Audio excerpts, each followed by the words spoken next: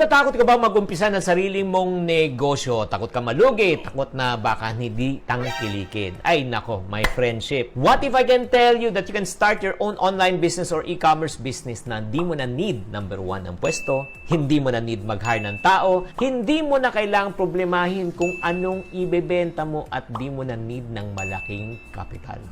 Meron bang ganun? Yes, there's a better way. It's called dropshipping business. If you want to know how it works, channel na ito. For today, we are going to talk about ano ba dropshipping, how does it work, paano ka mag-uumpisa, at paano ka kikita. So, umpisahan muna natin anong dropshipping business. Ito isang uring online business na pwede ka magbenta ng high demand ng mga products, pwedeng local products, international products, at pwede mong salihan at pwede ka mismo ang magpepresyo ng mga produkto na gusto mo ibebenta. Ang kagandahan po ng dropshipping business, wala ka na masyadong isipin, accessible, affordable, lalo na